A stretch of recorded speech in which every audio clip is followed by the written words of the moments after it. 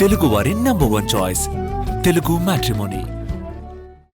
20 ఏళ్ల తర్వాత ఠాక్రే బ్రదర్స్ ఒక్కటయ్యారు. ముంబైలో ఆవాజ్ మరాఠీచా పేరుతో భారీ ర్యాలీ నిర్వహించారు.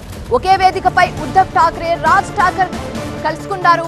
మమ్మల్ని కలపడం బాలాసాహెబ్కు సాధ్యం కాలేదన్నారు. మమ్మల్ని ఏకం చేసినందుకు ఫడ్నవీస్ కు ధన్యవాదాలు చెప్పారు రాజ్ ఠాక్రే. మహారాష్ట్రలో ఉన్న వాళ్ళు మరాఠీలో మాట్లాడాల్సిందే అన్నారు రాజ్ ఠాక్రే. మరాఠీ భాష కోసం, మహారాష్ట్ర కోసం మేము ఏకమయ్యామని, మమ్మల్ని మళ్లీ విడదీసేందుకు కుట్రలు జరగవచ్చని అన్నారు ఉద్ధవ్ ఠాక్రే. ముంబైని మహారాష్ట్ర నుంచి వేరు చేసే కుట్ర జరుగుతుందని, ఆ కుట్రను తిప్పికొడతామని అన్నారు ఠాక్రే బ్రదర్స్. మహారాష్ట్ర రాజకీయాలు కీలక మలుపు తిరిగాయి. 20 ఏళ్ల తర్వాత ఠాక్రే బ్రదర్స్ ఒకే వేదికపై కనిపించారు. హిందీకి వ్యతిరేకంగా వాళ్ళిద్దరూ ఏకమయ్యారు. ముంబైలో ఆవాజ్ మరాఠీచా పేరుతో భారీ ర్యాలీని ఏర్పాటు చేశారు.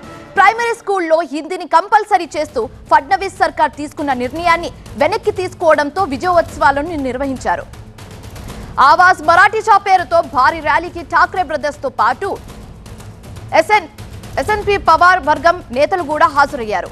హిందీని బలవంతంగా మరాఠీ ప్రజలపై రుద్దే సహించే ప్రసక్తి లేదని ఠాక్రే బ్రదర్స్ ప్రకటించారు.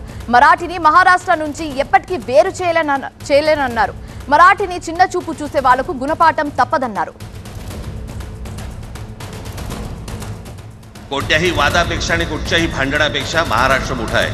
आज जवळपास 20 वर्षानंतर मी आणि उद्धव आम्ही एका व्यासपीठावरती आज येतो आहोत.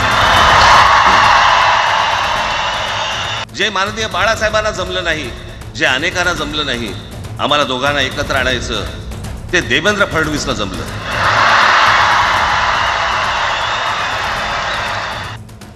की आमच्या दोघांमध्ये जो काही अंतरपाठ होता तो आनाजी पंतांनी दूर केला. आता अक्षता टाकण्याची काय तुमच्याकडनं अपेक्षा नाहीये. एकत्र आलोय एकत्र राहण्यासाठी. आज मला कल्पना आहे की अनेक बुवा महाराज हे बिझी आहेत. कोण लिंब कापतंय, कोण टाचण्या मारतंय, कोण गावी जाऊन अंगारे दुपारे करत असेल. మరింత తాజా సమాచారం మా బ్యూరో చీఫ్ గోపీకృష్ణ అందిస్తారు. గోపీకృష్ణ చెప్పండి, 20 ఏళ్ల తర్వాత ఠాక్రే బ్రదర్స్ మళ్ళీ కలుసుకున్నారు. అయితే మరాఠీ భాష కోసం, మహారాష్ట్ర ప్రజల కోసం కలుసుకున్నామని చెప్తున్నారు. అయితే దీన్ని పొలిటికల్ గా ఏ విధంగా చూడొచ్చంటారు?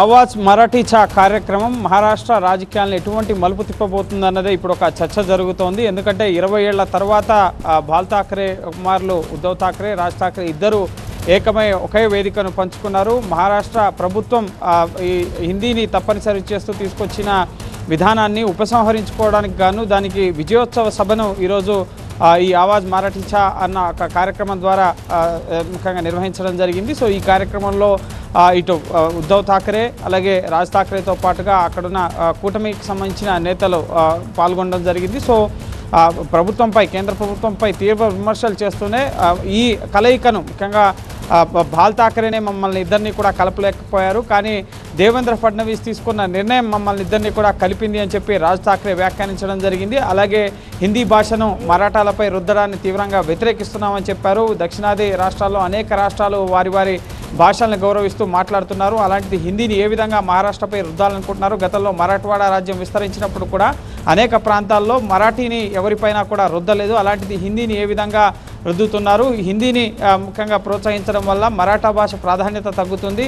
సో మరాఠవాడ అలాగే ఇంగ్లీష్ మీడియం వల్ల, అలాగే హిందీ భాష వల్ల మరాఠవాడాలు మరాఠీ భాషలో నేర్చుకునే అనేక అంశాలని తెలుసుకోలేకపోతున్నారు అన్న విమర్శల్ని రాజ్ ఠాక్రే చేయడం జరిగింది. సో ఈ హిందీ భాషను ఎట్టి పరిస్థితుల్లోనూ కూడా అంగీకరించబోం. సో ఈ ఐక్యత ప్రస్తుతం ఇప్పుడు భాషా విధానంలో ఏదైతే ఉద్ధవ్ ఠాక్రే అలాగే రాజ్ ఠాక్రే ఐక్యత చూపించారో, గతంలో బాల్ ఠాక్రే నుంచి వారసత్వ పోరులో భాగంగా 20 ఏళ్ల నుంచి ఎడమొహం పెడమొహంగా ఉన్న ఇద్దరు నేతలు కూడా ఉద్ధవ్ ఠాక్రే అలాగే రాజ్ ఠాక్రే ఇప్పుడు భాషాపరమైన అంశం వచ్చినప్పుడు మరాఠవాళ్ళని ఏకం చేసే పనిలో భాగంగా శివసేన చీలిపోయినప్పుడు కూడా ఆయన దగ్గరకు రాలేదు. దేవేంద్ర ఇటు ఏక్నాథ్ షిండే శివసేనలు చీల్చి పార్టీని తీసుకెళ్ళిపోయినప్పుడు కూడా రాజ్ ఠాక్రే ఎటువంటి వ్యాఖ్యలు కూడా చేయలేదు. కానీ ఇప్పుడు ఈ కలయిక అనేది భాషాపరమైన అంశంగా వచ్చిన ఈ కలయిక అనేది నెక్స్ట్ రాజకీయాల్లో కూడా ఈ ఐకమత్యాన్ని కొనసాగిస్తారా?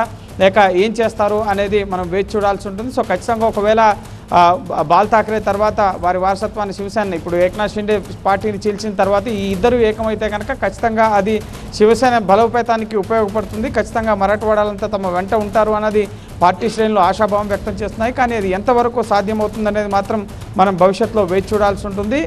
పూర్తిగా ఈరోజు జరిగిన కార్యక్రమం అనేది 20 ఏళ్లుగా ఎడమొహం పెడమొహంగా ఉన్న ఇద్దరు నేతల కలయిక, అలాగే నెక్స్ట్ మహారాష్ట్ర రాజకీయ పరిణామాలు ఏ విధంగా మారతాయన్న దానిపైనే సర్వత్రా చర్చ జరుగుతోంది.